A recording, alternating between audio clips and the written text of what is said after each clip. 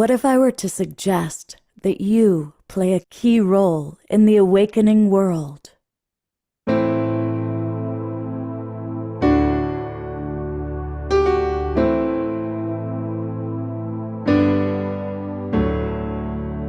that you are watching this because you have heard the call.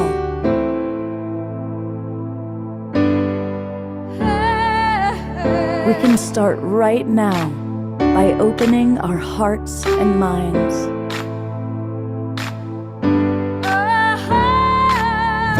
Welcome to the awakening world.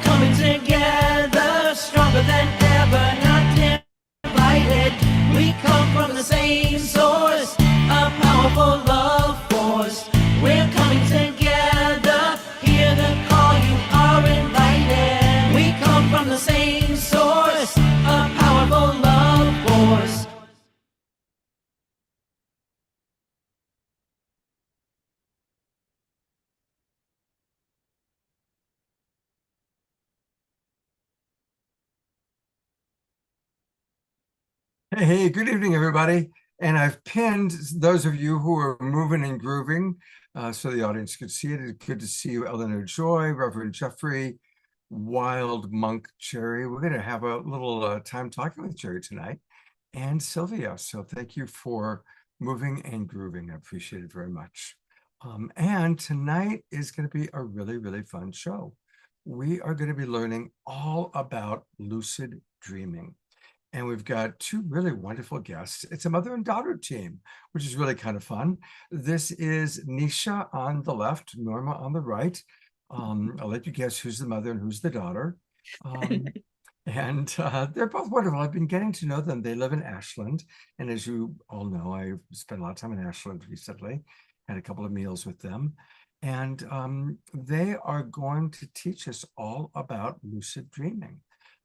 They do workshops on it. They've written a book about it, and we're very, very proud to have them. But I'm going to tell you a little bit about both of them. And then, of course, we're going to have an Omashar song. Omashar is flying home right now, even as we speak. He is flying back, so he will be with us live in person on our next show, Saturday night. But a little bit about both of them. Norma is a master of transpersonal psychology and a scholar of world religions. She specializes in Buddhist psychology, Jungian dream work, and trauma healing. With 9 years of advanced academic degrees and over 30 years of apprenticeship working with Indigenous elders. Of course, we just did a big show with Indigenous elders last week. Norma brings a very rare level of expertise in guiding the exploration of the subconscious dream time. And I've had some wonderful conversations with Norma. And she really understands in a very compassionate way how to work with our shadow, how to work with our shadow side. And I know that's something I always am fascinated with. And I think we'll probably ask her a few questions. And her daughter is a skilled dream worker, a filmmaker, technologist, and a digital artist. Nisha's been trained in the art of journeying into the deep subconscious, working from a young age because she was Norma's daughter, right? So, you know, she kind of was living with it. And Nisha does have this ability to weave the information that she's learned with many masters, because her mother has been, her mom is like a who's who of spiritual teachers and elders from around the world. They've traveled around the world together. It's not in their little bio, but one of the things that's amazing is they traveled the world together, even when Nisha was a child, learning from various spiritual teachers. And so Nisha has learned how to kind of weave that in with her own firsthand experience in the lucid dream realms. So it's really cool having both of you with us. When I got to know them, I was like, oh, we got to do a show with you, definitely. And thank you for taking the time to do that. Thanks We for are going to start with an Omashar video, and people get up, move, and groove to the music. I see we've got a lot of our favorite dance players with us, and then we're going to get right into learning all about lucid dreaming. But here we go with sent to us by beloved Omashar, This Beautiful Garden.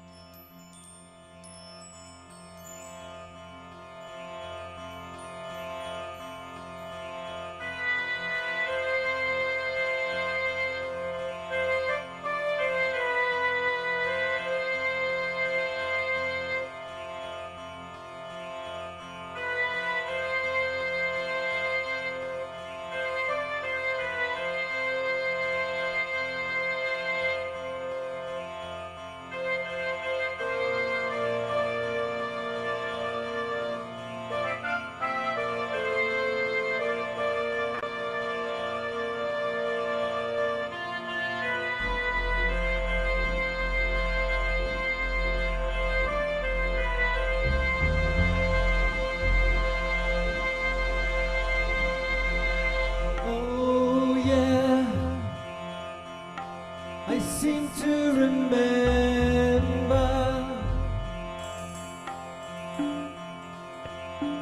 the time when we all were happy,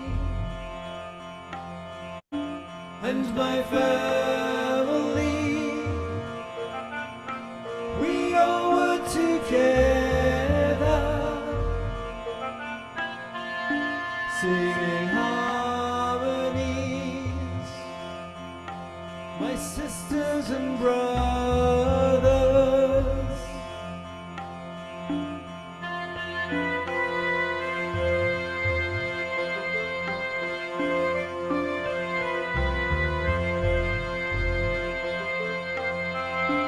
I often dream that we're gathered together, and we all live in this beautiful garden by a river with my favorite flowers and the trees there. I know them by name. If you'd like a new life, here it is, here it is, here it is.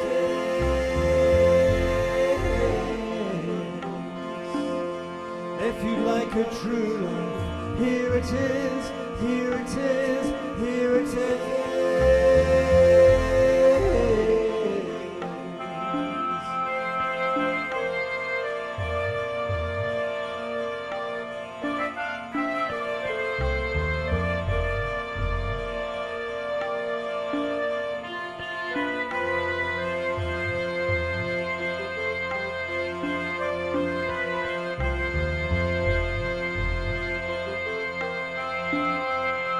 We all are born of the great sun. We all are beloved golden ones. Do you remember? You're part of the story. Do you remember that you are the glory? If you'd like a new life, here it is, here it is, here it is.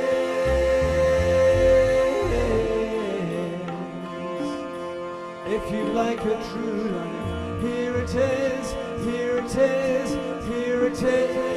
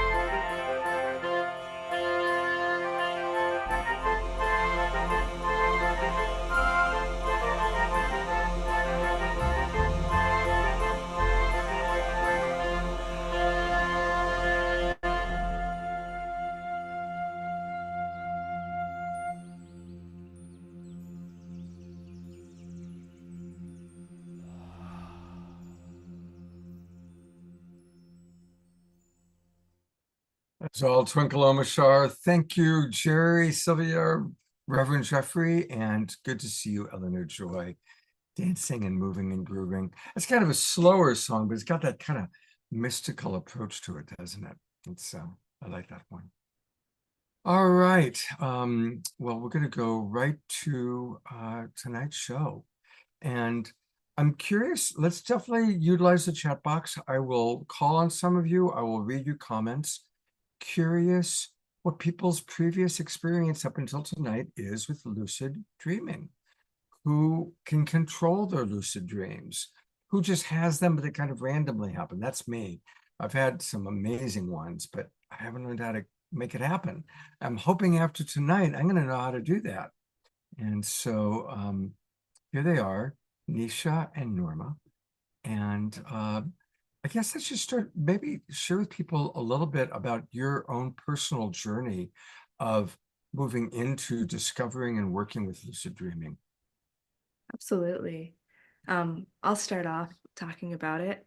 So, as you wonderfully put in the introduction, too, I'm so lucky to have been raised in a lineage of dreamers and raised immersed with the practices of honoring the dream time, because a lot of times in our culture, kids are told, oh, that was just a dream, or don't worry about it, and really the dream time is diminished. Whereas growing up with my mom and within the various cultures that we visited, seeing the importance of the dream time and how it is such a powerful space that we go every night in order to connect with ourselves, with our higher selves, with these amazing dimensions of non-ordinary reality. Dreaming was always a big part of my life. And so all through my childhood, I would talk about my dreams. And then as I moved into my teenage years, I would always write down my dreams. And then really in my mid-20s is when I became very fascinated with lucid dreaming. And the way it came about was that I actually had this moment where my mom and I were driving along in the car and we were just talking like normal. And then I was like, and when I die. But unlike other times when I said that, it was just a mundane thing to say. In this moment, I had a very visceral, almost like going through a veil feeling come upon me of the gravity of that. And like, wow, that is really amazing that us as humans have to face that someday, ultimately, we will no longer be in our physical bodies and we'll be entering into this great unknown. And so from that, I had a little bit of an existential crisis, but then really with working with it, and every time I would go to bed, I was thinking, actually, every night we go into a space that is not like this physical, tangible reality, that is non-linear, that is non-ordinary reality. So what if I really took the time to become conscious and aware in the dream time? And that's when I started really studying the Tibetan Book of the Dead and the Tibetan dream yogas too, which that very much ties into lucid dreaming as a practice for preparing for navigating in the great mystery, in the unknown, in the bardos, in those dream realms.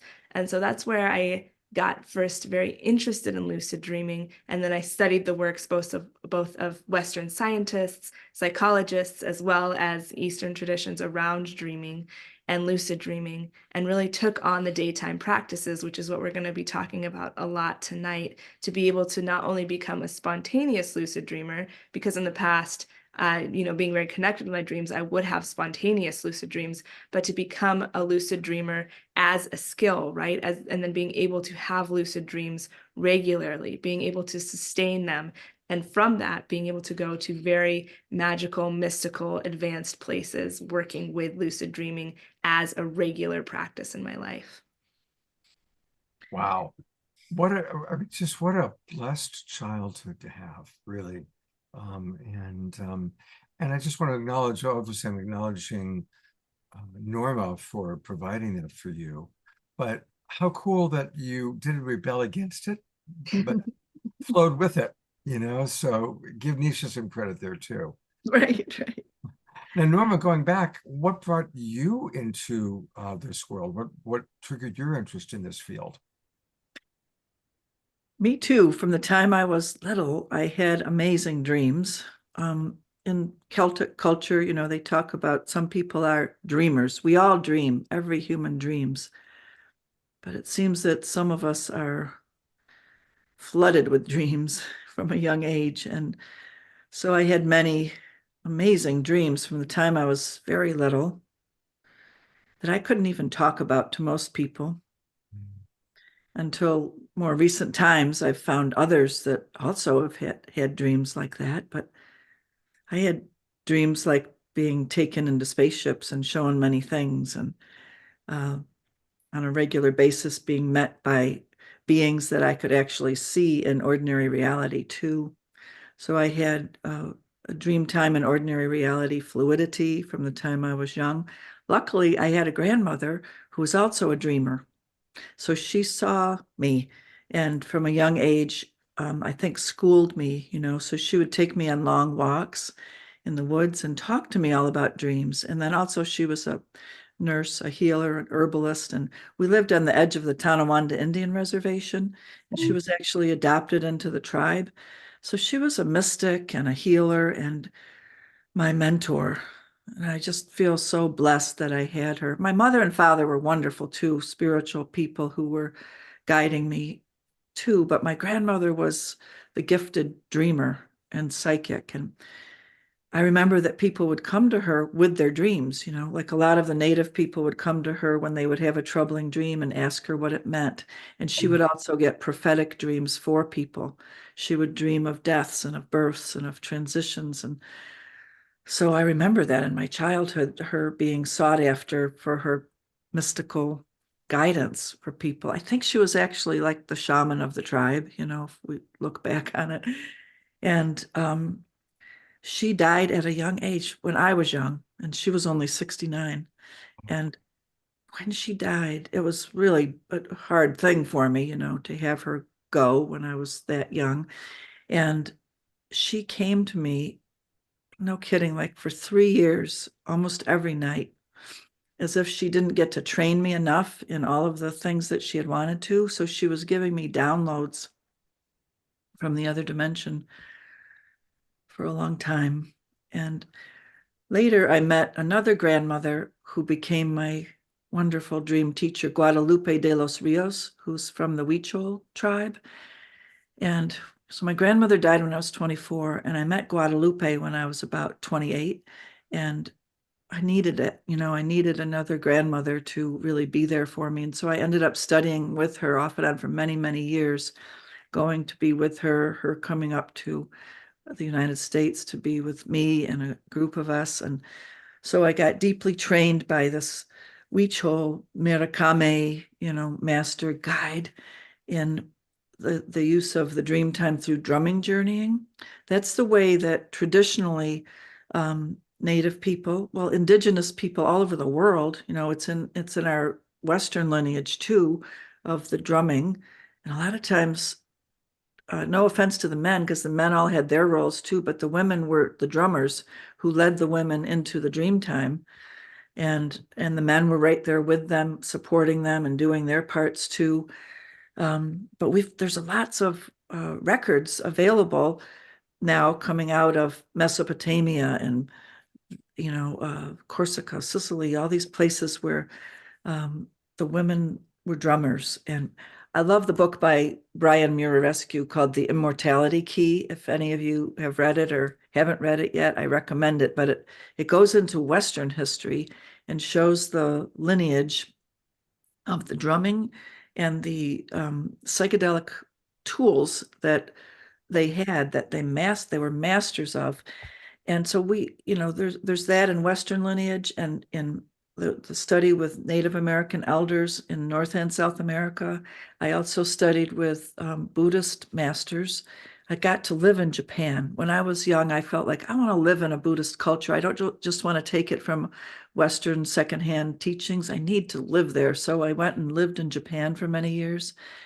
What a great experience that was. And I ended up being guided to an esoteric branch of Buddhism called Mikyo, Third Way, which was based on Shugendo, which is the ancient merging of the mountain shamans and early Buddhism. That led me through to being with current people in Japan who are practicing very esoteric and meditation practices that take you into lucid states in the dream time and ordinary reality. So that was an amazing time of my life. And I came back to the United States and was able to go to graduate school into Buddhist Christian dialogue and Buddhist psychology. And my master's and PhD work was in mysticism as the thread that goes through all of the religions, right? It's the common thread through all of the religions, mystical experience and direct contact with the divine, with our higher consciousness. Brian Murarescu talks about that in The Immortality Key, that direct contact, that gnosis, to use a Greek word for the knowing, the direct knowing, is what we all have access to. It's our human birthright, which is something we've all got to remember, don't you think, especially in these times that we're living in. We've got to be having these gnosis contacts, and this yearning for it is happening all over the planet, hence the psychedelic renaissance, and that's great and fabulous that we have these plants and fungi and planet Earth that have been given to humans to enhance our contact and our consciousness. And though I always like to emphasize that we have this access within our own system, within our own inner cosmology, we have access. And I experienced it from my childhood on, and Nisha has too. And so we really promote learning about how to access it from within, and that the psychedelics and the plants and fungi are our helpers and here for extra guidance and a boost. But we really want to help teach people how to connect with this in a natural way from within. So that's what tonight's show is about. We want to get deep into talking with you about how to enhance your own connectivity, to grow your own neural pathways, and to realize that no matter what age we are, right, we've got access. We've got neuroplasticity that can be grown even as we get older.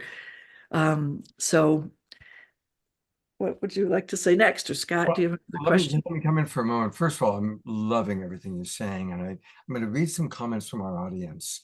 And I want to just briefly riff on what you're saying about how important it is for us to seek within. And that's a big part of, I think, a lot of the shift in America, because most Americans were raised Christian, and the Christian traditions, most of the Christian forms have dramatically stuffed us from direct contact. Do you know that up until 20 years ago, the Catholic Church had a stance against meditation because it could create a false sense of connection to God? Well, that was up until just 20 years ago, right? So we're coming out of this time of being stifled. And I think for, I'm a child of the 60s. I think for many of us, it was psychedelics that woke us up, that oh wow, I remember now, it helped break us out of the matrix, if you will. Is my internet okay? I'm noticing it's a little spotty. Are you able to hear me okay? Yes. Okay, Yeah, great. you went out for a couple. I'm going to read a few comments. Pardon? Did you want to read a few comments, did you say? Yes, I'm going to read a few comments. So from Sylvia, she writes, the last few years, I've been blessed to be part of a shamanic trance experience led by Susan Josephson, the daughter of Felicitas Goodman, who was one of my father's teachers on his spiritual path. I which know included- her. Mhm. Oh, okay, there you go. And speaking of knowing, Ayada writes, oh my gosh, Guadalupe de los Rios. I organized a tour of Vancouver Island for her around 1998, and she Yeah. stayed with me in Victoria. She gave Wow. presentations, ceremony, and several places. What an incredible woman. It was a loss to many of us when she passed only a few years later. So there That's you go. Small wonderful world. that you got to be with her too. Wow. Oh, that's so good. Don Drake writes, drumming is a powerful way of accessing altered states of awareness. That's right. Absolutely. And then we do have our first question, which is Susan Bloomquist, who acknowledges what an awesome story of lineage for Nisha and also for Norma. But she's asking, can you actually define lucid dreaming exactly? Yeah, that's a great question and a great place to start in all of this journey, right? To know what is lucid dreaming. And the definition is really a lucid dream is when you are aware that you are dreaming within the dream. And I like to expand that a little further too, because we can have different levels of lucidity in dreams. And sometimes we might have a dream where we are going around with the slight inkling that we could be dreaming, and we wake up and we're like, oh yeah, I kind of knew I was dreaming. Now, I wouldn't call that a full lucid dream, although it's along the way of a full lucid dream. That's more of a semi-lucid dream. We can also have dreams that are very visceral and very tangible and vivid. But if we don't know that we're dreaming within the dream, that also isn't a lucid dream. And that's not to say that any of these other types of dreaming aren't valuable, which we're going to talk a lot more about too, how all the different types of dreaming are important. But a lucid dream is one in which you become certain that you are dreaming within the dream. And when you have that aha moment, that click on, the quality of the dream really does change, where it feels hyper real. It feels as real as being in this physical reality. And you are aware that because you are dreaming, you can do things and interact with the dream material in ways that you wouldn't otherwise be able to if you didn't know you were dreaming. For example, if you're running from a monster and then you become lucid and realize you're dreaming, realize you can't be hurt, you can turn and face what's chasing you in an empowered way. You can also fly and feel the heightened sensorial enjoyment of being able to fly in the sky. You can summon people to you. You can change the environment to some degrees. And so there's all these ways once you do become aware that you're dreaming within the dream that you can really interact with that dream material.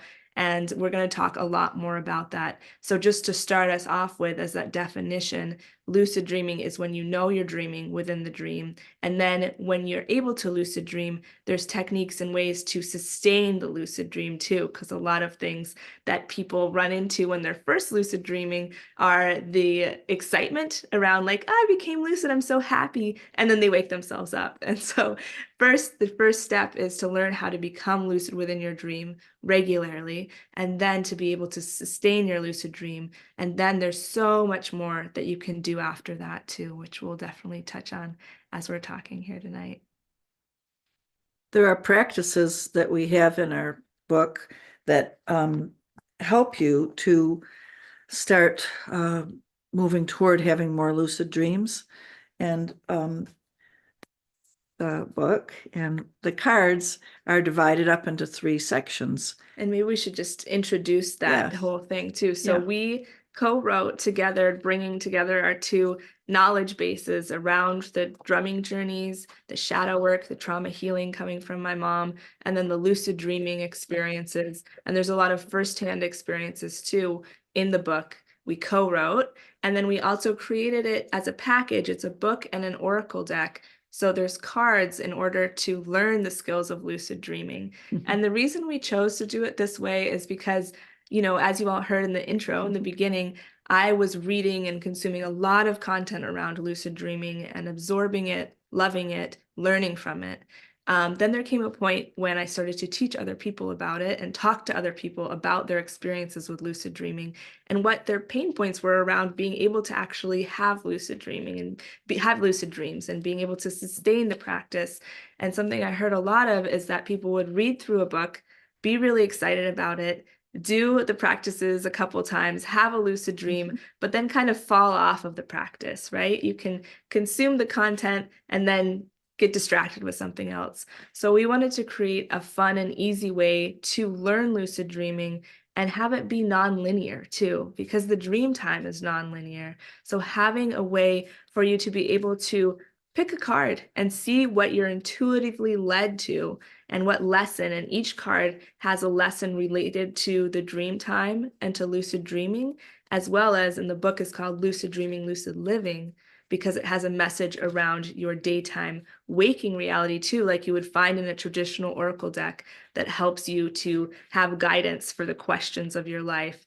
And so much of what my mom and I's work is about is helping people to integrate ordinary reality and the dream time.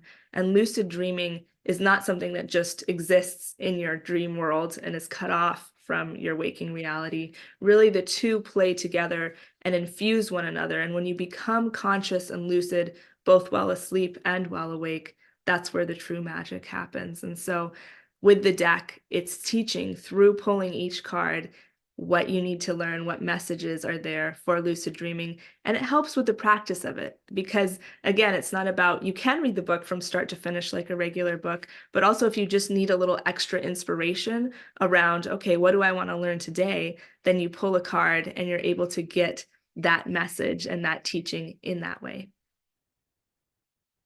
The cards, Nisha created this whole method of working with, created the cards, you know, and then dividing lucid dreaming teachings up into 3 different sections that create the 3 different types of cards in the deck. And so one of the types of cards are about, are these the dream signs? State checks. Oh, these are state checks, yeah. And the state checks are when you're in ordinary reality during the day, you need to do certain things that help you to check what state you're in. And like we think to ourselves, oh, we know we're awake during the daytime, but are you really? Are you dreaming or are you, you know, Everybody ask yourselves that right now. Am I dreaming or am I awake? But there are these state checks that you can do in ordinary reality. And what that's doing though really is programming your mind to question the state when you're in the dream time. So you need to do the daytime practice of state checks to get ready for your mind to ask that same question when you're sleeping. So state checks, for example, you may have heard the one that Carlos Castaneda would always talk about, which was looking at your hands in ordinary reality. And then when you go into the dream time, remember to look at your hands. In ordinary reality, your hands will stay the same, 5 fingers on each hand. But in the dream time, if you remember to look at your hands, something strange will happen. They'll have 6 fingers. One time Nisha had them turn into lobster claws. I heard another woman say that she was a waitress and her hand turned into a teapot, you know. So something strange will happen with your hands in the dream time. Another state check is to jump up off the floor. In ordinary reality, we jump up, we come back down. But if you jump up in the dream time, there'll be a hesitancy, or you jump up and you might keep going. Something different will happen with jumping. Mm-hmm. Or you can press your finger into your hand or into a hard surface. In ordinary reality, it stops, it doesn't go through. But in the dream time, it'll go on through. Yeah. And the reason that this is the first thing that we're talking about is because there are a few parts to being able to become a regular lucid dreamer, to really taking it on as a practice. The first one is to begin cultivating a questioning mind, like my mom was just talking about, where you're asking yourself the question, could I be dreaming? Is it possible? Because again, like she said, we think, of course, I'm not dreaming right now. And yet, when we're in our dreams, we also think that. Even if we see a pink elephant in the middle of the room, it's only when we wake up, we're like, of course I was dreaming. There's no pink elephants that just randomly walk into my living room, but we take it for granted. And so what you're training your mind to do is to question what state of reality you're in. And I saw a comment earlier just a few moments ago where somebody said the Toltecs say that we're always dreaming, and that's similar with Tibetan dream yoga. And a big part of that approach of it is training the mind to notice the illusory nature of all realities, meaning when you're awake and when you're dreaming. And really, it is a practice of cultivating a mind of presence, because by questioning, you're bringing yourself into a hyper-aware state of checking your surroundings, noticing your environment, becoming present with where you are in the present moment, because so much of our time we exist in the past or the future, not present, right? So it's bringing yourself into presence, questioning what state of reality you're in, what state of consciousness you're in. Are you in waking reality? Are you in the dream time? Where are you? And then, like my mom was just talking about, the first thing that you start to do then is perform a state check. And the reason that you do that is because, like I mentioned earlier too, in your dreams, sometimes you can have the sense that you might be dreaming, but you don't become lucid. That's because, we can have the sense of things, but when you do a state check, it's a foolproof way to test what state you're in. And Inception is a really popular movie that many of you have probably seen. When he's spinning the top in that movie, that's a state check to see if he's dreaming or if he's awake. And the reason it's so important is because it gives you that moment of realization.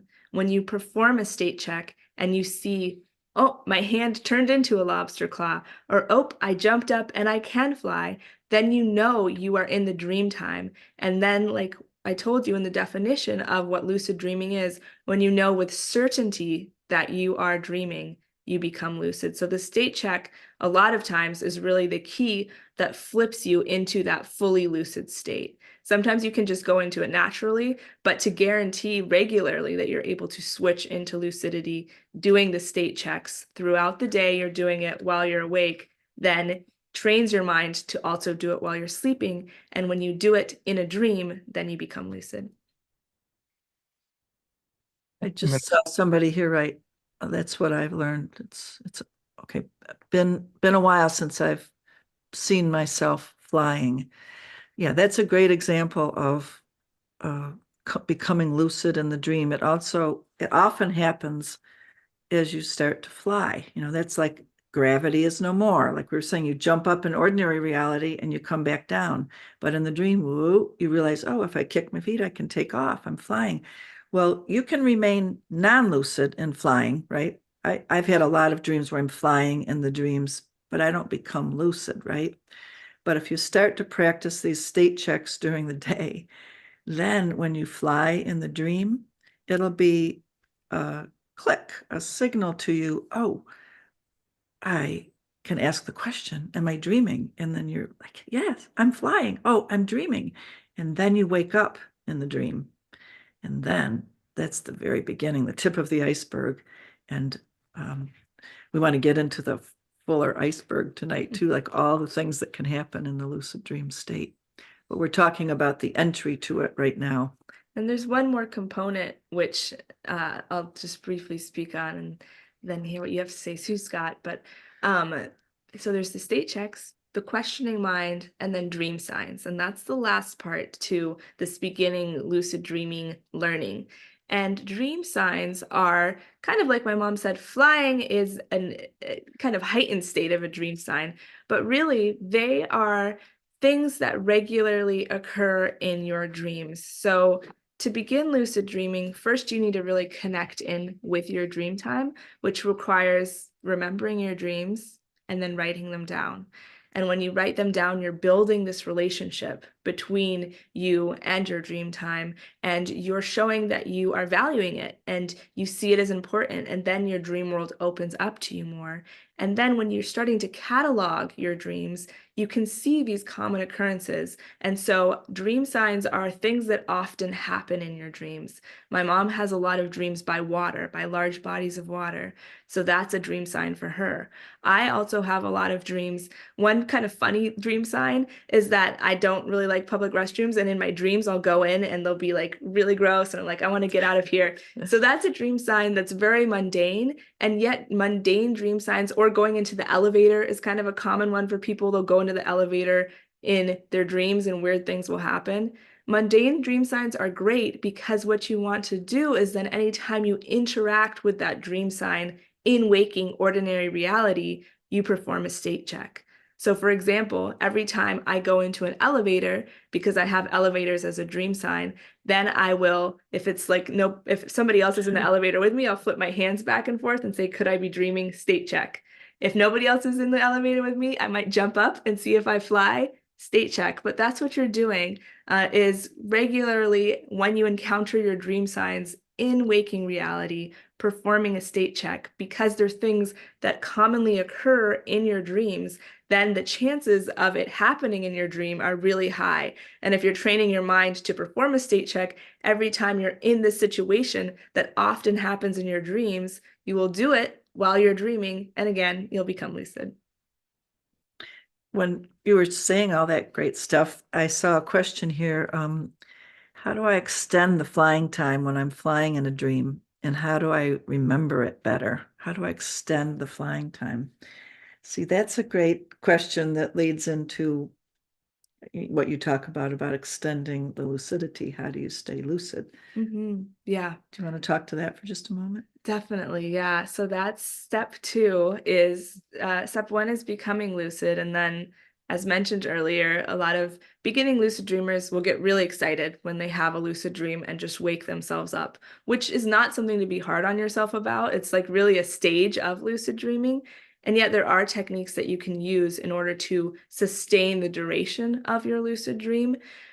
Really what it's about is bringing more focused awareness, especially if the lucid dream is starting to fade rather than just you pop out of it because you're so excited.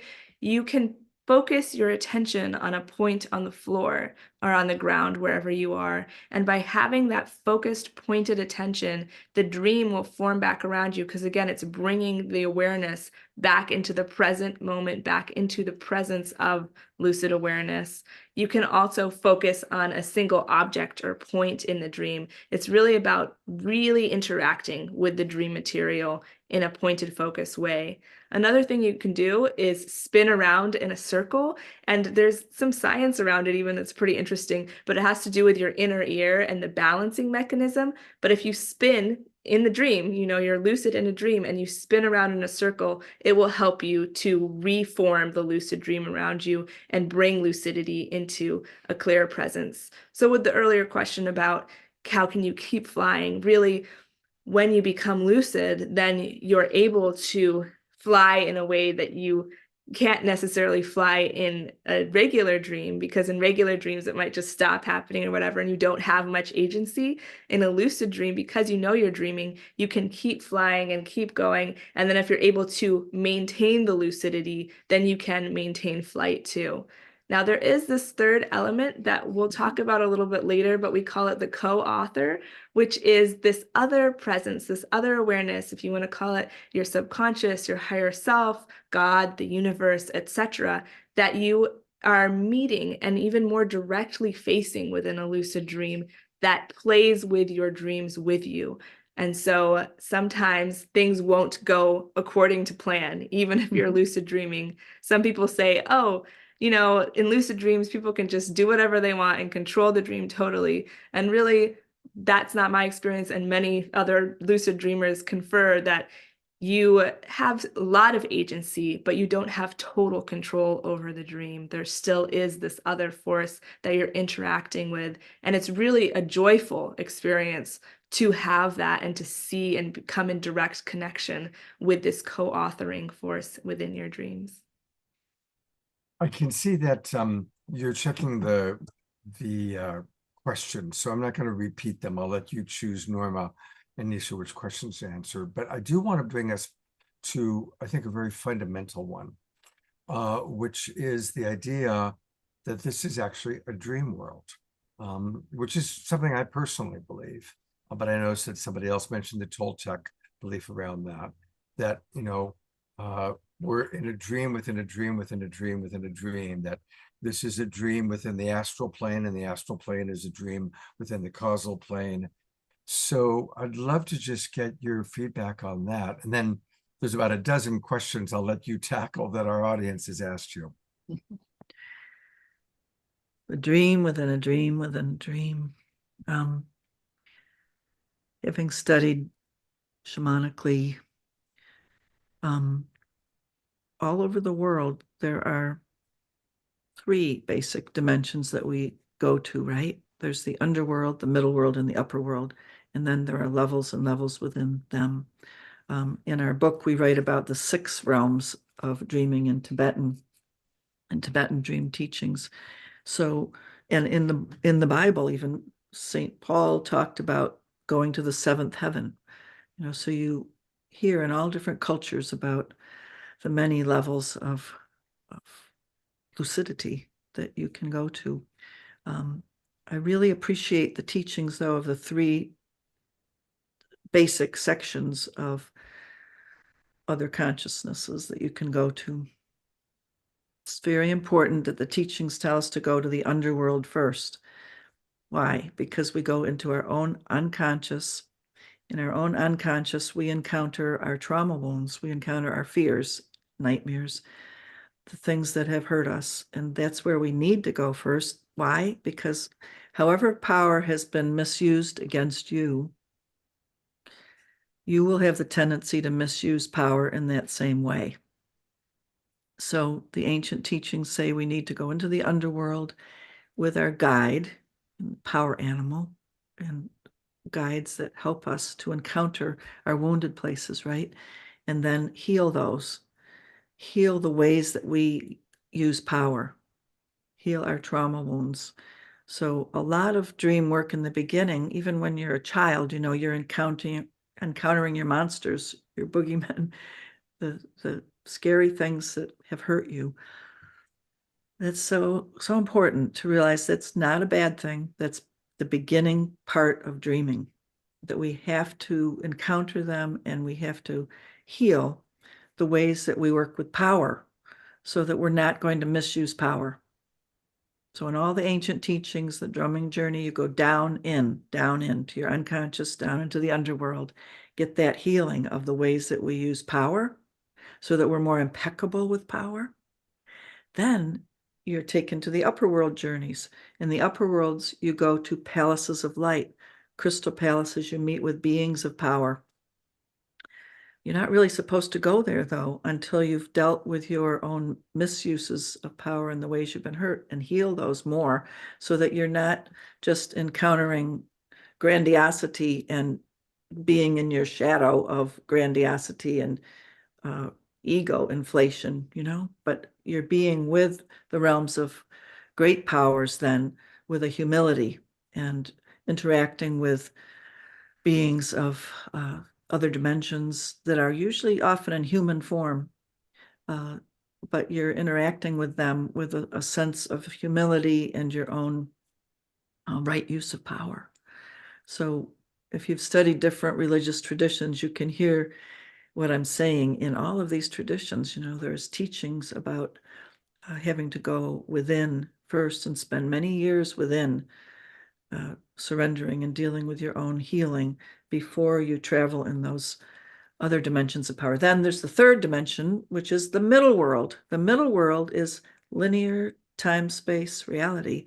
And that's the final place, not the first place you're supposed to go, but the final place, because shamanically speaking, we can actually change history and change the future, right?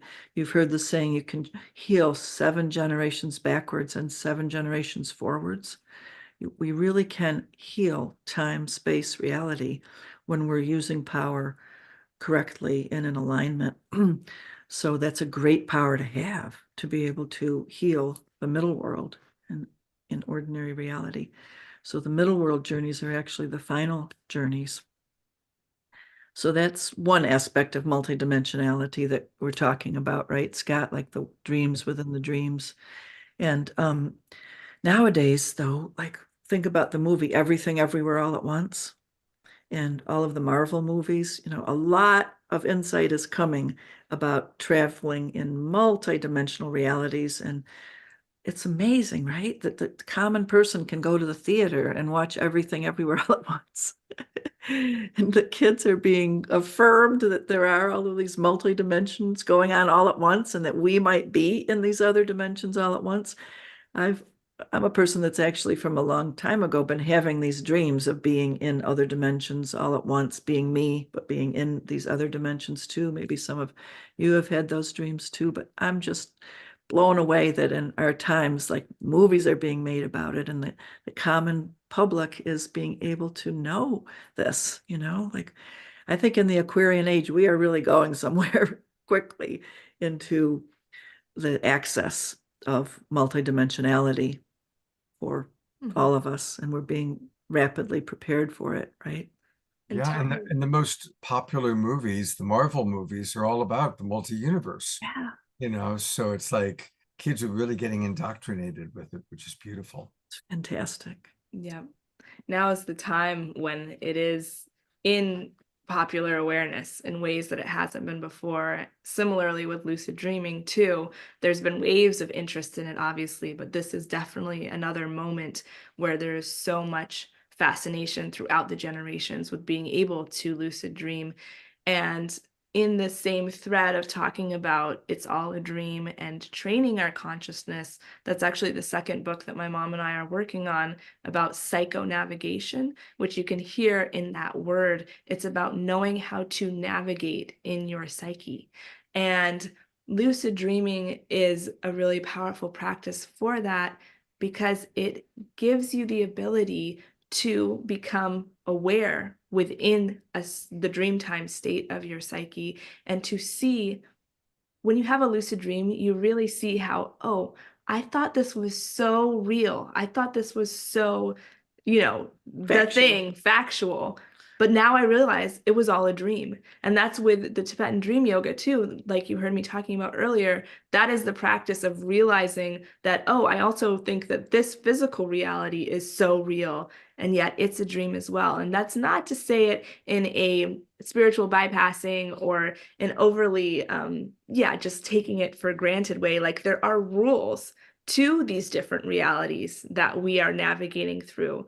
In a dream time, there is not death, and you can jump off the bridge and fly, right? But in physical reality, there's gravity. That's a reality and a rule that exists here. And so the same thing will not happen. You'll crash. Gravity will take its toll, right? If you jump and think you can fly in waking reality. And so it's not about disregarding the realities once you learn how to become lucid. It's really about becoming actually more aware of the different rules and spaces that your consciousness is traveling through all the time.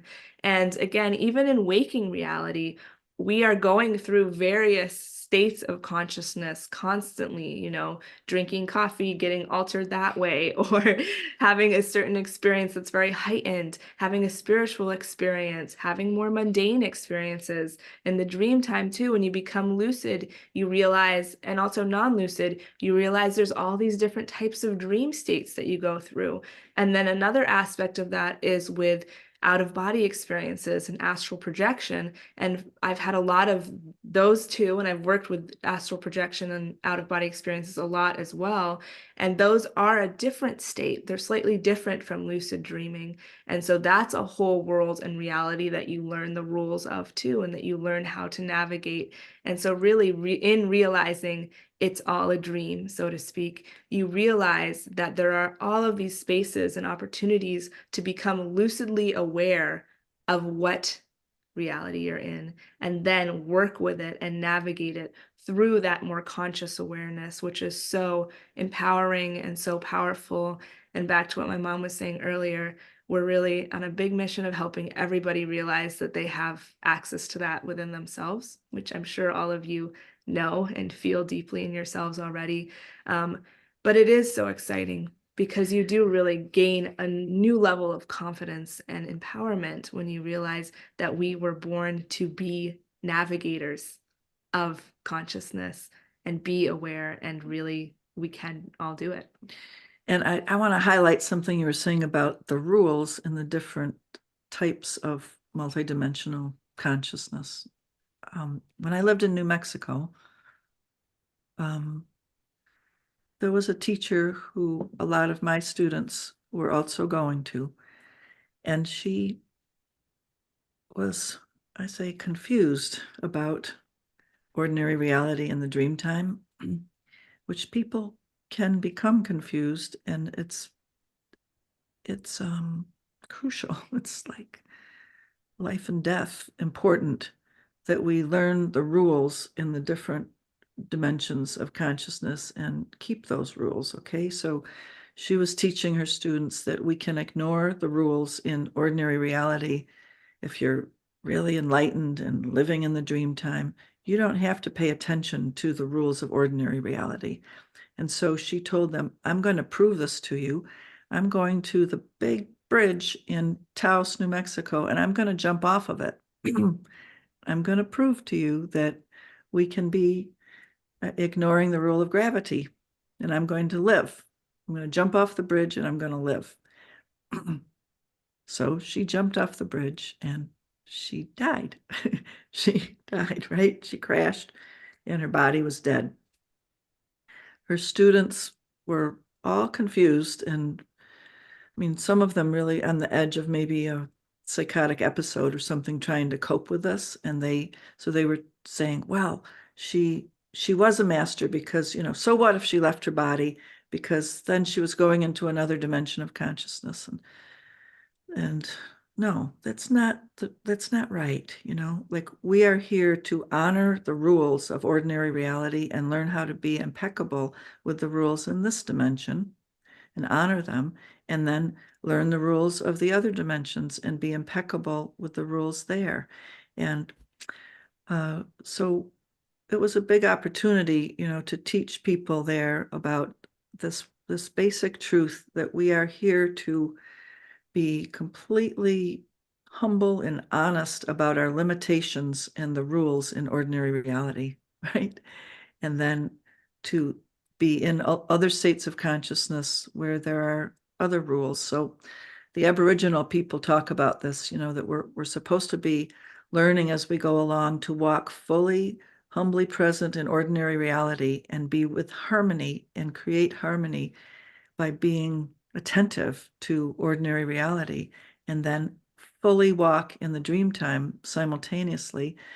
So they said, the Aboriginal people said they had to walk very slowly, because to be fully aware in other dimensions while being fully aware in ordinary reality, they had to be very careful to sing the song to this rock, to speak to this tree, to sing the song of that bird in the dimensions as well as in ordinary reality. So, wow, that practice of being fully conscious and doing the right thing in the various dimensions.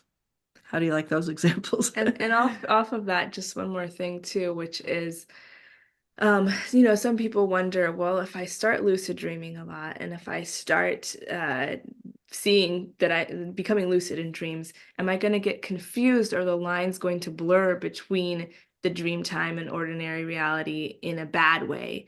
And of course, different people have different predispositions psychologically. It's great to work with therapists and psychologists if that is something that you're dealing with. But for most people, really what happens is actually you become better at distinguishing the different states of reality, because you're consciously and continuously questioning and studying what reality is like when you're awake. You're studying, okay, what are the laws of this place? Like, can I put my finger through my hand? Can I do these different things? Bringing yourself into a hyper presence and awareness. And then when you become lucid in dreams, especially regularly, then you really start to know what the lucid state is like. And for myself, you know, when I started off, I was doing all of these practices regularly and doing state checks really regularly. And the state checks were what would help me become lucid most of the time. However, as I started to really learn the lucid state in my own inner terrain, then I would switch into lucidity without doing a state check, because I would just be in the dream. And I had trained my consciousness to be aware of what the dream time is like. And so then I'd say, oh, wait, this is the dream reality. I know this for sure, and become lucid there. And similarly with out-of-body experiences, which, just to give a side of telling about the distinction between out-of-body experiences and lucid dreaming, a lucid dream generally starts while you're in a dream. So you're already immersed in the dream material, and then you have that moment where you say, hey, could this be a dream? Question it and become lucid within the dream. Out-of-body experiences oftentimes happen while you're in bed in the in-between state. And a lot of people have experienced this in-between state with sleep paralysis, which is where your conscious mind is coming back online before the effects of your sleeping body being paralyzed, so you don't act out your dreams, have worn off. And this is, you know, within our minds, within our bodies, we have this mechanism to help us not act out our dreams. And so it's natural. It happens to a lot of people. And yet it's a perfect moment to be able to go into an out-of-body experience, because your body is still immobile, but your conscious lucid awareness is turned back online. And a lot of people will have scary visions and scary things happen in the state, because it is a disorienting state in and of itself, and you're in the in-between. But if you can move past the fears around that, which we teach and talk a lot about how to move past the fears of the sleep paralysis state, you can really use it as a springboard for being able to have an out-of-body experience. Because then what you do is, when your conscious mind comes back online, your physical body still can't move. You can pull your dream body, your astral body, however you want to name it, you can pull that up out of your sleeping body. And then you are in this physical world reality, so to speak, that's slightly different too, though. You're in the third state that we're talking about, which is kind of this astral out-of-body experience state. And you learn the rules of that too. And you learn how that feels different, and you learn how to study that reality as well. So you're hearing in these different examples that there are ways to train your mind, your psyche, your conscious awareness, your lucid awareness, to recognize what state you're in. So I just want to ask everybody out there, have you had a sleep paralysis moment? Have any of you had that, where you're waking up and then you can't move? You know, you're not able to move your body. So that's what she's talking about, that sleep paralysis. I don't know if any of you or all of you have had it, but it's kind of common, you know, and people get afraid when they have it. And so lots of times scary images or beings come into their mind when they're in that sleep paralysis. But what Nisha's saying is that in that time when your brain is biochemically not yet activating your body, it's a very valuable moment. See a lot of yeses there. Thank you. Thank you. I see a lot of yeses. See, it's a very valuable moment, because it's a doorway. It's a portal into lucidity, and possibly into an out-of-body experience. Mm-hmm. So then she went on to talk about out-of-body experiences, and she's had many, many of them, and is very adept at traveling in that zone. So I just want to encourage you to experiment with lots of different ways of being in these other states. So out-of-body experiences, I just wanted to say a little bit more about that and give an example of it, because you may have heard about this in some readings that you've done or something. But Nisha, would you give that example of, like, when you were traveling, experimenting with the fact that you were out of body but able to travel in this dream body to other places? Absolutely, yeah. And you all might be familiar with Robert Monroe too, who has done a lot of writing about how to have out-of-body experiences and developed technologies around it too, with sounds.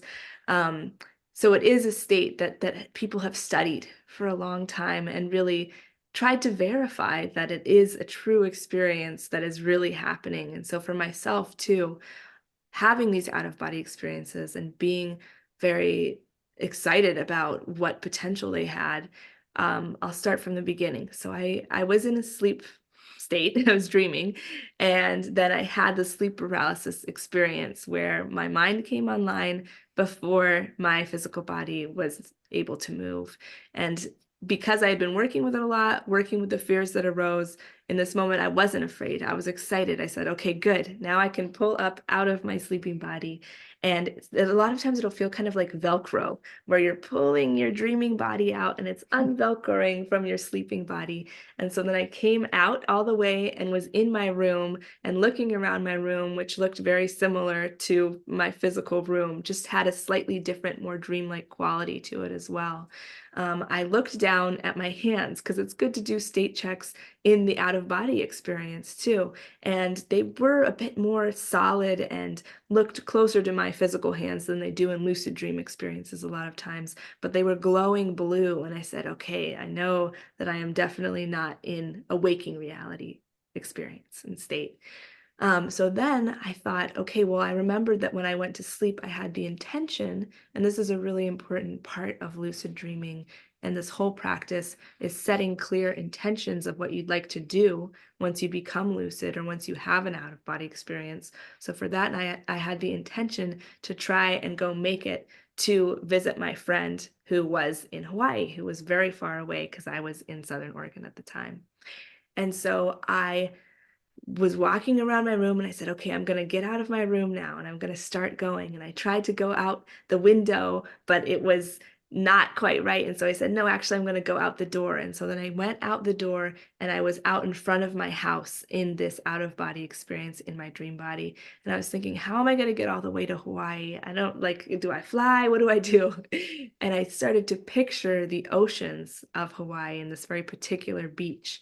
And as I pictured it, I felt myself flying kind of through a wormhole almost towards, and this big gust of like a wind kind of pushing me back. But no, I was so focused that I would make it all the way there. And I made it all the way there to the Hawaiian beach. And then I thought about my friend's house and I made it all the way there to the house. And I went into the room and I looked around and I was like, I'm going to study what's in this room because, and where everything is, because when I wake up, I want to check if this is where it was, if this is what it was. And so I studied it all. And then I woke back up eventually and I called my friend and I said, hey, did you have this poster over here and this thing right here? And he was like, yeah, I did. And I was able to verify like, wow, I really had this experience and I really was able to do that. So that's one example of the out of body state and what it's like and what types of things you can do within it. And then there are amazing things that we are called upon, I think, by spirit to do when we can become more masterful in these realms. So I, for example, through many, many years of my life have been called in these out-of-body states to go to places around the world where there are traumatic things happening. And in this dreamtime lucid state or out-of-body state, I visit situations where people are dying and I help them. In real life, I've been a hospice chaplain for many years, and so I help people dying and passing through that portal in ordinary reality. But in the dream time, I would be taken to all different places around the planet where difficult things were happening that I didn't consciously know about. So here's one example of it. But one night in a lucid state, I was taken to Japan there was a big recreation building and children and teachers were there playing in this big like gymnasium type building. And I knew that a tsunami was coming and that they were going to die.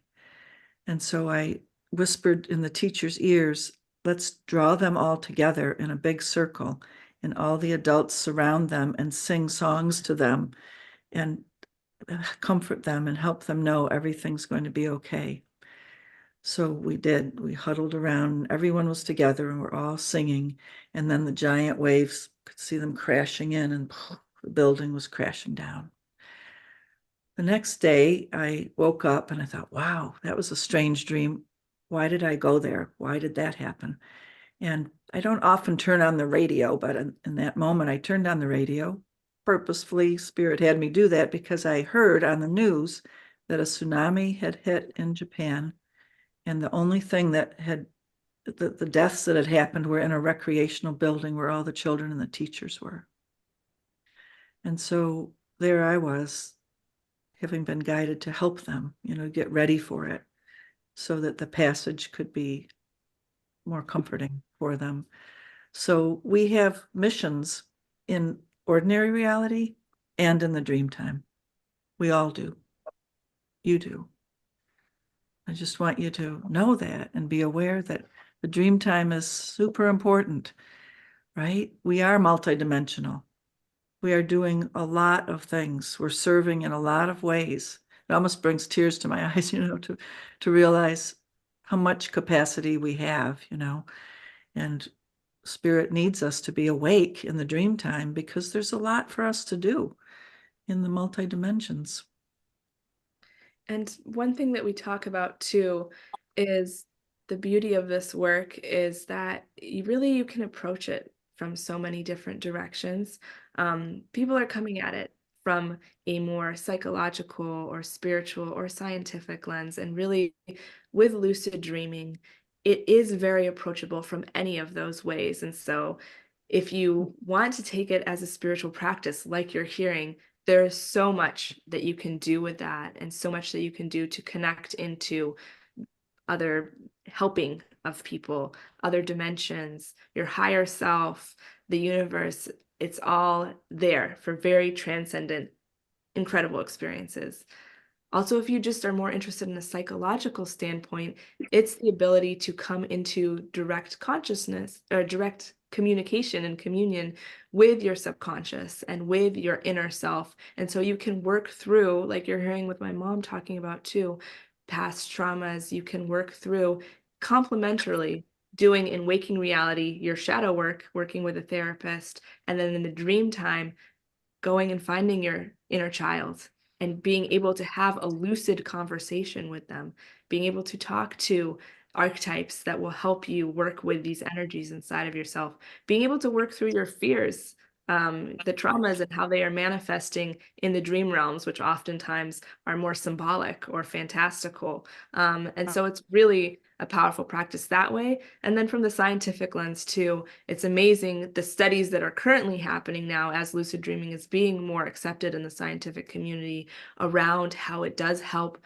with strengthening your memory recall, the neuroplasticity of your mind, also being able to train in skills in lucid dreaming that then have real world waking effects. So like say if you want to learn the piano and you practice it in the lucid dream, then they're seeing that, oh, that skill is actually being improved tenfold because this person is doing it in a lucid realm and then waking up. So there's so many beautiful ways to come at it from. And so I just like to say that for everybody that's listening, there's a way that an entry point that you'll probably be interested in these things.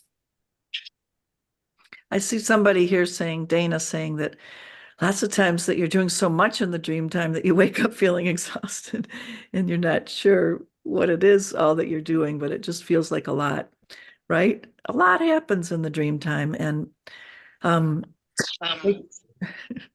waking up feeling exhausted. Well, I don't know. If I was talking with you more deeply, I would talk about, like, why are you waking up feeling exhausted? Because I would prefer that you would not be exhausted when you woke up from it, but there might be some lesson in that, like why are you getting exhausted in the dream time? There might be a lesson for ordinary reality that is trying to come through.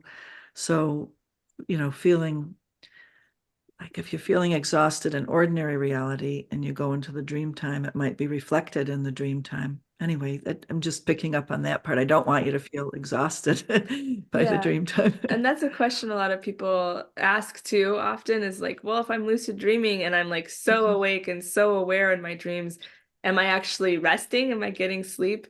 And really, like my mom's saying too, it should be true that actually you feel more rested. You feel really, because you're having these profound experiences of awareness, it doesn't mean that your body, your physical body, isn't resting. And oftentimes when I wake up from a lucid dream, I feel so energized for the day and so excited, because it is so empowering to see all that I'm capable of. And say, if I've gone into the dream time with a problem that I need to solve or something that's weighing on my mind, become lucid within it, and then I'm able to work through that in a really profound way, that I wake up like, yes, I'm ready to face the day now. So yes, that's just to say, for all of you listening, if you've had a lot of lucid dreams or you haven't, really, it is a very enlivening experience, and hopefully will not feel draining to you. And I also see somebody's question up earlier. Can I just say one more little Yeah, thing go about ahead. it? I don't want to imply, though, that there's anything bad or wrong about feeling exhausted, because that's just a message. Like I always emphasize that every single message that comes is good and important. So you just explore it. You just ask questions about, what does that mean? And that segues a little bit with somebody's question up there about interpretation of dreams. So we don't really ascribe to set dream interpretation books so much. Like you can look up the meaning of, if I dream of a ladder, or if I dream of a black cat, or things like that, and look up the meaning of it, but it's really somebody else's interpretation. So you have to go into yourself and discover what the dream symbols mean for you. And they're always meaningful. Our unconscious is so crafty in giving us just the right symbolic meaning of the symbol that you're having in your dream is important. So I always say, don't disregard anything. Be curious about every aspect of your dreams and the symbols that are happening in them, because they're beautifully presented to you to lead you to understanding.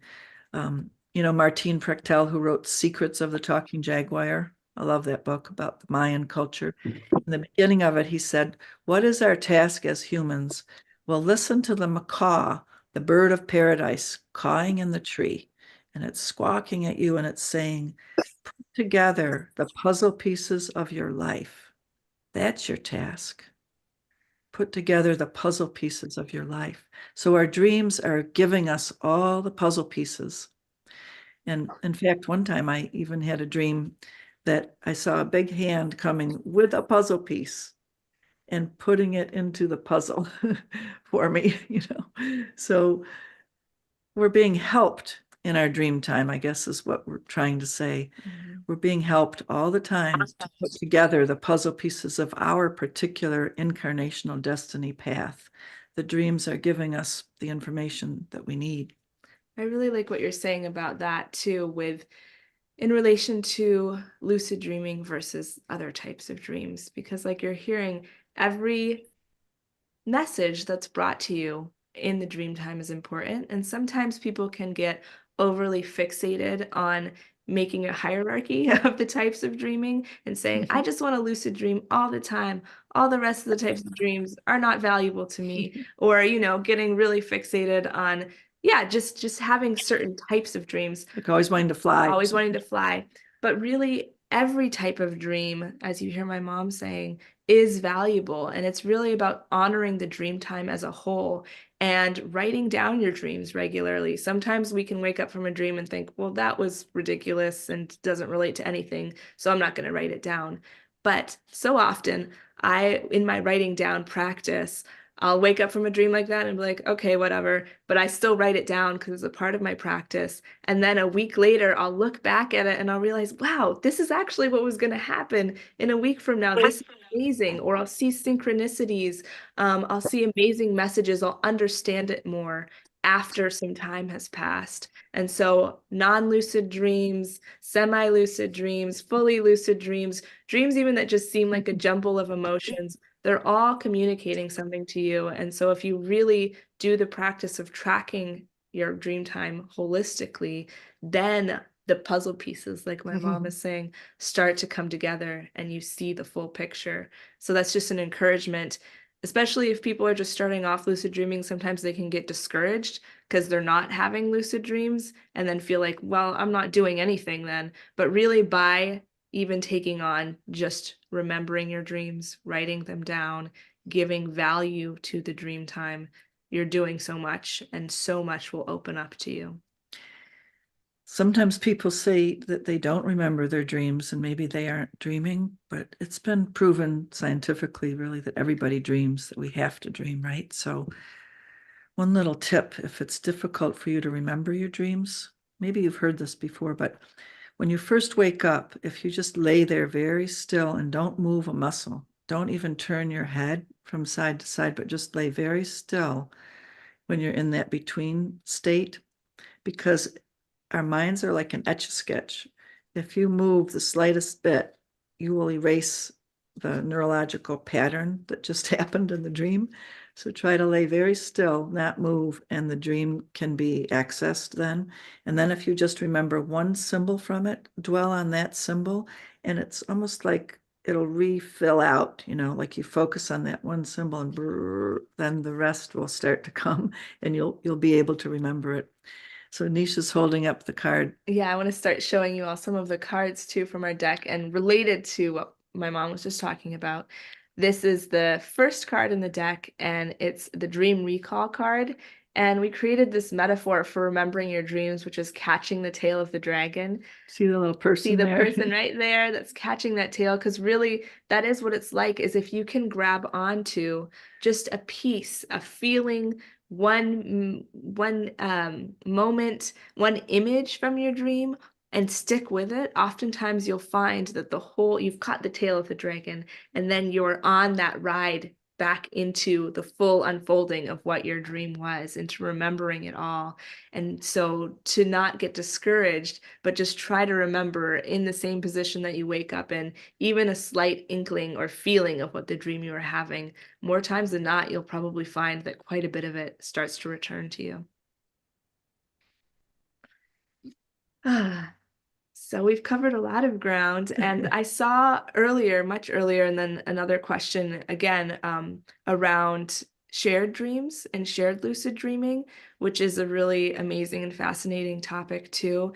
And a lot of times what it takes and why people don't have that as often, or there isn't as much literature out there about it, is it takes a community of dreamers, and it takes other people that you are in a lucid dreaming practice with. So for myself, I've had a lot of lucid dreams where I have met up with other lucid dreamers in the dream space.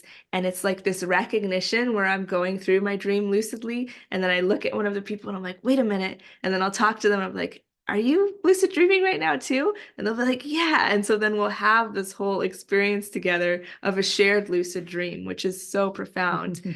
And yet what it also takes to verify those things is knowing those dreamers in waking reality. And so that's another aspect of what my mom and I are doing, which is starting to teach workshops and lead groups in lucid dreaming. And we're getting ready to launch a masterclass in lucid dreaming too. And as you're able to build up more community of people skilled in the practice and the skill set of lucid dreaming, then that becomes more possible, because then you can have an intention with somebody else that is also on this lucid dreaming journey to try and meet up in that space. I think I'll just segue to talk a little bit about that.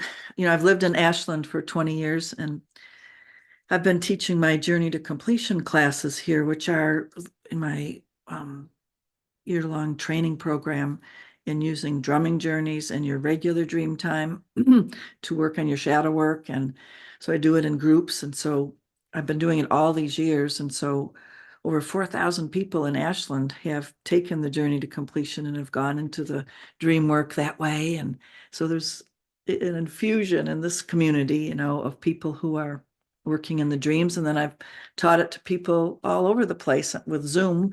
And so we're forming a collective of dreamers, and you might want to be in it, you know, but we're structuring online gatherings that you'll be taught a lot about dreaming and be able to share with other dreamers. And be in this consortium of dreamers. We feel like it's really important for our times, you know, that we come together and start sharing about our dreams. And like Nisha was saying, then it starts to form a community of it. And you can imagine what Nisha and I, you know, going into our dream time, and we often have the same symbols come into our dreams, and they're telling us slightly different things, but similar things. So the dreams are informing us of things we need to know. And then we wake up and we're able to go, wow, I had that dream that was very much the same as that dream that you're having. And yet it gives us a little more information when we're both having it. And with my journey to completion clients, often I dream things ahead of time that are going to be happening to them, or they dream of me or connecting with the same symbols that I'm connecting with. So you know what I'm saying? It's like we can meet in the dream time. That's what Nisha's talking about. And we do, and we need to. And there's things that we're doing over there in the dream time in community with each other that then can be validated in ordinary reality. And that builds up our faith and confidence that we are interacting in community in purposeful ways in the dream time. So as the Aquarian age comes on, you know, there's going to be a lot more happening with that. And Nisha's a tech person too, you know, so she's specialized in virtual reality and augmented reality and AI through the years. And so she's making, well, she's a filmmaker, and she's making a film about that right now too, about this interface of artificial intelligence and our dream time and the technologies that are available. Because especially as of the older generation, we can be kind of apprehensive about, whoa, what is artificial intelligence going to do? Is it going to be bad for all of us? But it's happening, just like the internet came and happened, you know. So Nisha and people of her generation are talking about AI for good, you know. So there's got to be many people out there like herself creating these technology experiences that are used for good. So there's so much that's going to be happening in the age of Aquarius, where our mystical abilities are interacting with technology too in amazing ways. And so I'm just saying that to say, not to buy into fear, you know, but to realize that we're going places as an evolving humanity, like Barbara Marx Hubbard had predicted, you know. What did she call us? Universalis, Homo universalis. We're going into our universal consciousness and our interbeingness in those skills and realms. So that kind of relates back to what Scott was talking about in the beginning here, you know, that we are connecting with these dimensions because we need to right now. We're the ones that are alive right now, so blessed to be alive in these bodies right now, because we've got to expand our consciousness and become more and more skillful in all of these dimensions and with these technologies, because we're going places that we need to go to help the planet. What a wonderful, wonderful 90 minutes you blessed us with. And there's still a lot of questions coming in, but I don't want to keep you here all night long. So what I do want to do is take people to your website and spend a few minutes there where people can learn all about you. I've put the website into the chat box, but most of the people watching are watching on Facebook and on our different broadcast partners. So I'm going to spell it out for everybody briefly, and then we're going to go visit it. The website is Lucid Dreaming, lucidliving.com. Lucid Dreaming, lucidliving.com. And we're going to take a little look at all the wonderful things that you two provide here. I think we'll go all the way down to the bottom, then we'll come back up to the masterclass. And there's, you know, a nice review really of a lot of what they've taught, some really wonderful tools. And you've got a bundle. Tell us about the bundle. Definitely. So this is a nice little bundle that we put together that's free to get, and we called it the Dream Alchemy Bundle. And what it includes is a morning routine, which is a video around how to have a morning routine that will be very conducive to lucid dreaming. And this is the page that you go to be able to get the full bundle. And then it has a video about the evening routine and really how to cultivate a practice around lucid dreaming, and then an ebook as well that gives you more information about how to, again, do these two first steps in order to, and here's the ebook that you can see, in order to have a lucid dreaming practice and to begin really your dream practice in general of remembering your dreams and living your life with presence too. So this, you can skim through it a little bit, but you all can sign up for that bundle. And that's a great way to get started and working with us. Tell That is about. so generous of you. Thank you. Yeah. And then also on the website too, you'll find, if you go down a little bit further, here's a link to the book and oracle deck, and it all comes together in one package. And with that, there is a 200-page book that teaches you all of what we've been talking about and so much more. I mean, as you hear, this is kind of just the tip of the iceberg of what we've been talking about tonight, but around lucid dreaming and lucid living, giving you messages for your daily life too. And then it comes with all these beautiful cards as well. And then here you'll see is a space to sign up to get on the wait list for the masterclass that we were talking about, where we teach in depth about lucid dreaming, and Forming these dream cohorts of Forming the dream people. It's a beautiful course that Nisha has designed so beautifully, and I'm in it too. But it's a 6-month, like, in-depth mystery school on lucid states of consciousness and psychonavigating. yeah, so that'll be launching soon too. And on the website, definitely, if you go all the way to the bottom, then you can put in your name and email address, or else you've already done that. Hopefully, most of you are going to want to get the bundle. Now let's talk just a little bit more about the master class. I know that you said that it's about, you're putting it together. Do you have any sense of when that's going to be? We're hoping to launch it this summer, so we're getting all ready with it, and it should be ready really soon. And yeah, it's exciting because the deck teaches so much, the book and the oracle deck teach so much, and yet there is so much more to teach as well. And being able to have us as the teachers and guides that are walking you through it, it's part passive, but then there'll also be moments where we all come together in community, like we're talking about, and are able to have questions, have a dialogue once you've begun doing these practices and learning from us, and then also connecting with a community of dreamers. And that's really what we are building out, is a way to continue to build this community of people who are wanting to be lucid and wanting to venture in through drumming journeys, venture in through doing their deep shadow work, and then also through lucid dreaming to be those on the planet that are doing all these things. Beautiful. Thank you so much.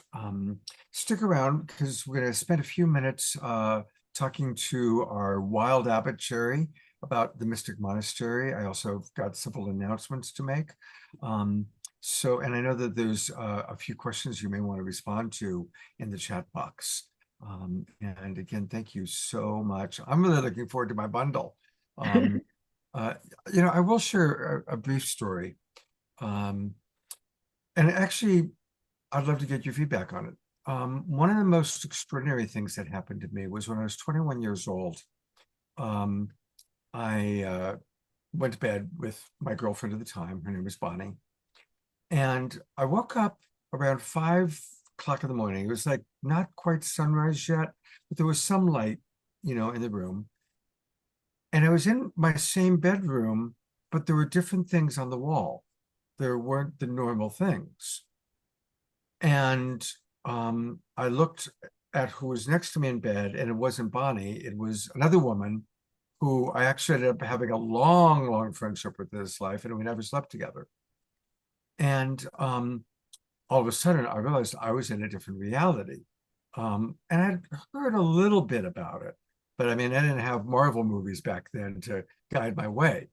So I was in a different reality. And I got scared, because it was like, oh my God, And I remember being afraid, what if she wakes up before I go back to sleep? I've got to go back to the other reality. Anyway, obviously I did come back to this reality. That person ended up becoming one of my best friends.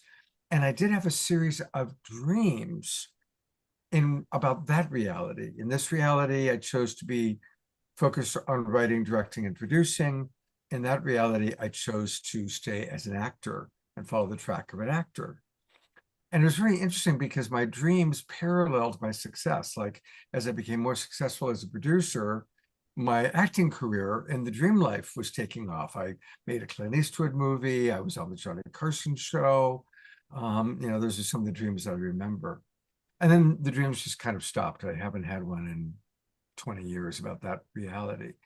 But is that a fairly common experience for people, or anything you'd like to share? I haven't talked about this in a long time because it's kind of unique. But Isn't it fun to get to talk about it though in this kind of setting? it's That's fabulous. It's like, that's what we want to invite, right? So thank you so much for sharing that, because it's an example of what happens to people and they don't get to talk about it, or people will think you're crazy or something, right? But nowadays it's coming time for us to talk about all of these things. So Nisha, what was your hit on that? Yeah, I mean, I agree with what you're saying, that it's so wonderful to hear. And I think it is, common definitely of people experiencing and tapping into, like, is in our collective awareness now, the multiverse and all of these various realities and opportunities to explore the realities Different within timelines. the timelines, right? Within the dream time, we're able to tap into these parallel worlds. And to, again, what I hear in that dream too is a reoccurring dream of sorts, of going to a same place, of going to a same reality, which is very much in line with dreaming work in general, and also lucid dreaming, is that the more that you are able to be aware and to remember those places that you're going to, then you actually realize, we even have a card called Dream World Home Base, but you have these places that you can both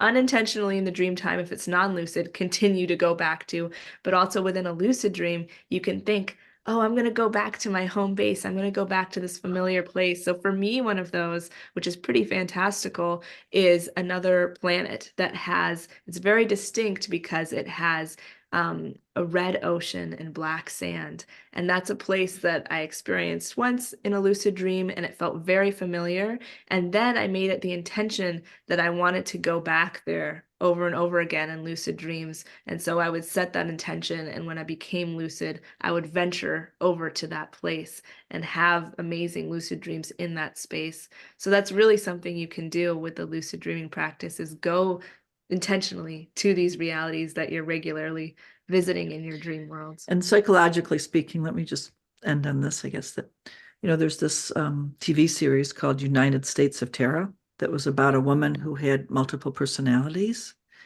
but she couldn't remember, which is, when it's a psychotic state, you cannot remember when you're in this one about that one. So the goal of what we're talking about tonight is that we remember all of who we are in all of the states, that we are gathering and gathering our memory and our knowledge and our awareness and our awake in as many states as we can be, so that one knows about the other and we're communicating in all of our parts of ourselves and all of our dimensions of ourselves. That's what it means to be fully awake, So we encourage you to be as awake as you can and get to know these different dimensions and different parts of yourself. Like Scott was just talking about, there are different things going on, and it's not scary. It's who we are. We're multidimensional, and we have a capacity to be aware and awake and masterful in our multidimensionality. So it's exciting. And thank you all for being here tonight. Thank you so much for participating with us. And I know Scott will probably say this, but tell others about this broadcast, about all of Scott's wonderful broadcasts, but about this one, because they can watch it later and and be in touch. Yeah, absolutely. I will send both of you the recording tomorrow, and we send out the recordings of all of our shows on Mondays. And all of our shows also live on our YouTube channel. And this is a classic. This is an evergreen show that'll be of value for years to come. So I'm very, very grateful for it. I also hope that my internet is okay. Can you hear me? Because I'm, Good. shoot.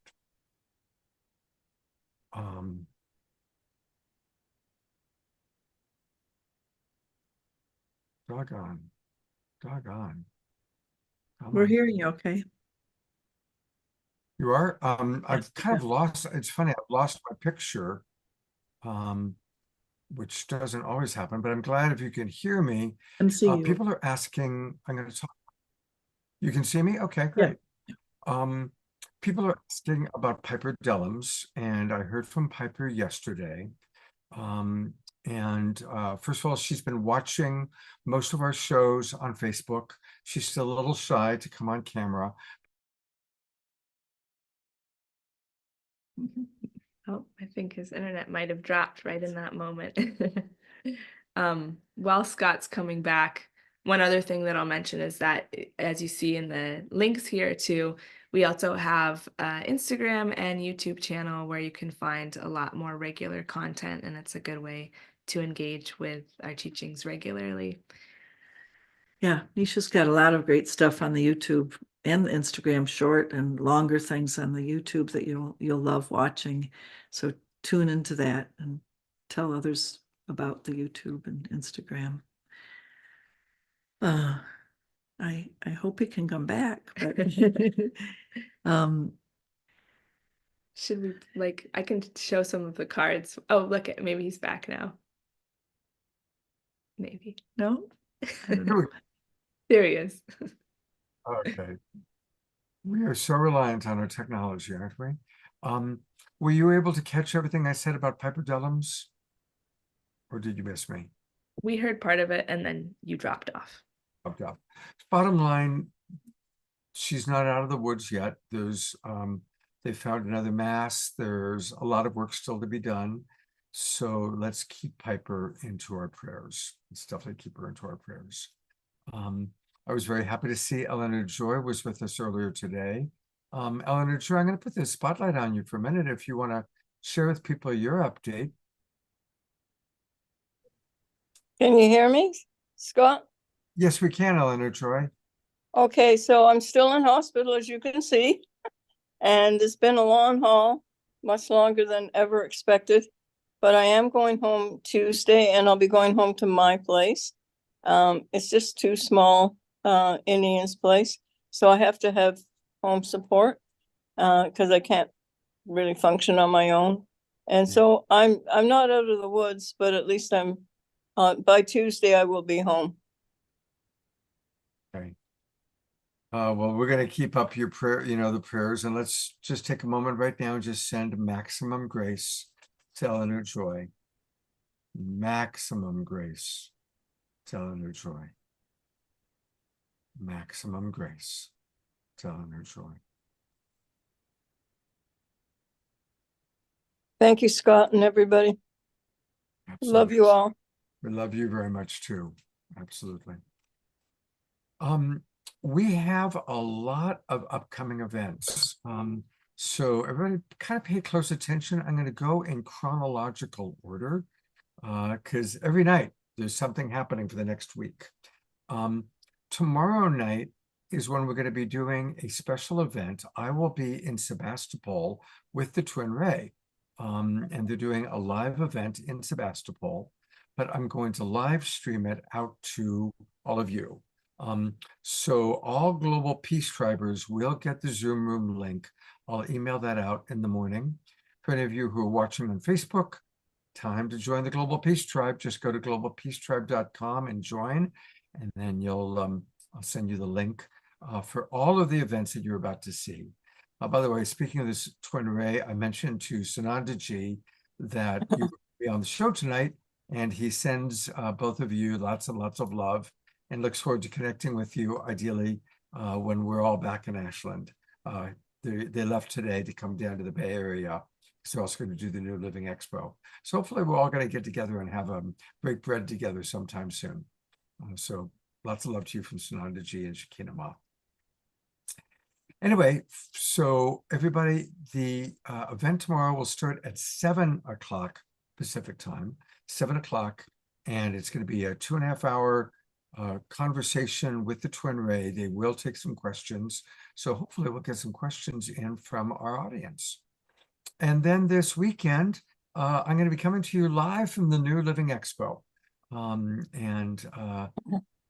We're going to have a lot of fun. You might recall every year we do that. We come from the New Living Expo. Alan Steinfeld will be my roving reporter, bringing people in as he has for other conferences we've come from. And old friend Daniel Brinkley has promised to stop in and visit with us. So that's going to be our show on Saturday night.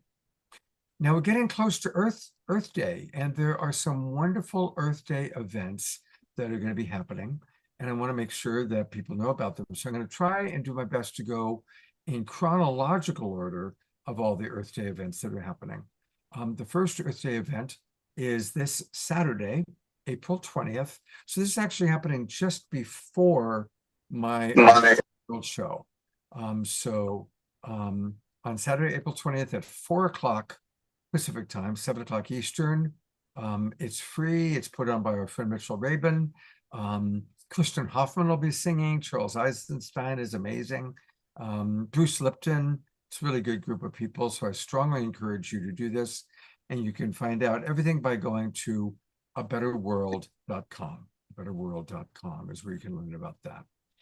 And then I think he's actually in the room with us, Andrew Kane, who's our dear friend. He came to the Global Peace Tribe retreat in Los Angeles. Andrew and his friends are putting on another event on Sunday. And it's Planet Heart's 16th annual World Peace Earth Day celebration. I know that Andrew put into the chat box how to register. Go to www.planetheart.org, planetheart.org, and get all the information on that. And Andrew, if you're still with us, you can put some information into the chat box about it. Then on Monday, we have another special event that is a Global Peace Tribe event. For those of you in Northern California, we are going to have a live conversation with Danny Sheehan at the Sunrise Center. And Danny is someone I've known for decades. He is the attorney for consciousness. He was the attorney for Karen Silkwood before she was murdered. They made a movie about her with Meryl Streep playing the role. He was the attorney for Daniel Ellsberg. He was the attorney for Standing Rock. And now he is the attorney for the whistleblowers coming out of the Pentagon, talking about what's really happening with UFO stuff. So if you're in Northern California, come to the Sunrise Center. That's in Corte Madera. Meet him in person. I'll be there. But for most of you, of course, you can't do that. So I am going to live stream it out. And again, there'll be a special live stream address for that. You do need to register. I sent that link out today, and I'll send it out again tomorrow to everybody that's part of our Global Peace Tribe. So everybody on our email list will get that. So we got a lot going on, and we're really excited about it. All right, I am going to bring up our beloved brother, the wild monk of the mystic monastery, Jerry. Jerry, do you want me to play your video first, or do you want to introduce it first? Well, I was thinking of introducing our tribe a little different way to our project tonight. Our end goal is to bring unity around the world, and we have so many philosophies and cosmologies and ways to understand how the universe works that we are combining two of the most diverse ways of thinking of consciousness into one monastery, the first time in history. That is, we are actually in the area before Columbus arrived in the New World. It was populated by the Taino people in the area behind me, and this was their sacred river that most of their cosmology and so forth talks about.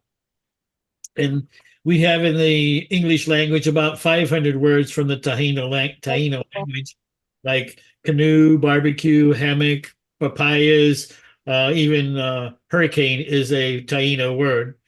And the center of this river passes through our property 19.2 kilometers. And we are the caretakers as it passes through three mountains on the way to the sea. And this is the indigenous side of our heritage. And then on the monastic side of our heritage, which monastic basically means almost all the religions that connect with any type of religion, whether they're Buddhist or Hindu or Christian or whatever. So our tradition goes back to St. Thomas in 54 AD. He was in India, the disciple St. Thomas.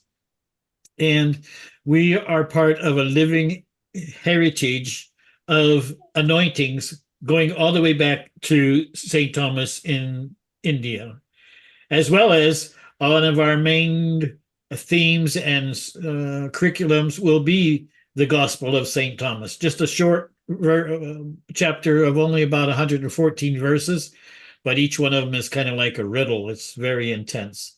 So we're combining together in this Puerto Rico, you might say, the convergence of all the different types of philosophies on Earth for the first time. So yes, if we could show the little video, it's 2 minutes. It'll show you our property and what our project is about. Thank you, Scott. Absolutely. So I'm going to pull it up and here we go. Okay. Monastic Monastery of St. John the Baptist of Monastic and Indigenous Healing, a sacred sanctuary pulsing with ancient spiritual energy dating back to 800 AD. Nestled in the heart of Puerto Rico's rainforest, our monastery is surrounded by the enchanting beauty of mountains, waterfalls, tropical rainforests, and beaches, making it a unique spiritual sanctuary on the island of enchantment. Our mission is to mentor, prepare, and equip future generations of light healers and saints. We aim to raise the vibrations of the human collective consciousness worldwide. We embrace all spiritual frameworks, encouraging individuals to follow their intuitive path with the foundational principles of self-awareness and the Golden Rule. At the Mystic Monastery, we blend monastic healing practices with indigenous healing traditions, focusing on empowering individuals to heal themselves. Our curriculum is anchored in self-awareness, community, and the understanding that we are all interconnected parts of a greater whole. Our lifelong curriculum for students, known as Healer Monks, is a transformative journey culminating in an understanding and application of the Law of One. Graduates have the potential to attain the esteemed title of Master Healer, continuing to guide humanity towards spiritual ascension. This is an opportunity for profound personal growth and a significant impact on our world. As part of our outreach, we maintain an online social network for lightworkers, operate a suicide hotline with spiritually sensitive counseling, host musical events in our majestic caves, and offer on-campus workshops for spiritual guidance and training. Our work is rooted in the return to nature for healing and connection. We grow our food sustainably and encourage others to listen to nature's guidance. We empower individuals to reclaim authority over their health and well-being. We warmly invite you to contribute to the Mystic Monastery. Whether you're interested in becoming a healer monk, offering your time and talent, or simply providing encouragement, your partnership with us is invaluable. Together, we can make a ripple of consciousness forward in time, fostering a loving world of oneness. Beautiful. And we can support Jerry by going, I'm going to bring up a QR code because right now Jerry needs some green love. We definitely, want to pray for his success. We do a lot of prayer here, but green energy is also appreciated and needed quite often. So I am now going to scan the QR code and I'm going to take a few minutes and just invite everybody to do what I'm going to do. I'm getting out my phone. I should actually highlight myself so you can see that I'm doing this. There we go. I am going to the QR code. There it goes. It's going to take me to Jerry's GoFundMe, where I'm going to make a donation. And I'm really hoping, let's accept Jerry's cookies. Jerry wants to give us his cookies. And after accepting the cookies, let's put in our donation. Here we go. And I hope everybody else is going along with me, doing this at the same time. Thank you, Global Peace Tribers, because all the donations so far have come from Global Peace Tribe. Reverend Jeffrey was one of the first ones to get on and donated to us already. Thank you, everybody. This will, I have almost single-handedly funded this project for the last 8 years, and my income has come way down, so I need a little help right now to make it keep going. Well, thank you very much. All right, I have successfully donated, and I hope that others are going to do so as well. We love you, Jerry. Thank you so much for the wonderful work that you're doing, and you God are bless each of you. one of our absolute favorite Global Peace Tribers. Definitely a very central person to us. Love you. Yes. All Thank you. right. Well, I'm going to bring up one more time our amazing guests, Nisha and Norma. What a wonderful mother-daughter team you are.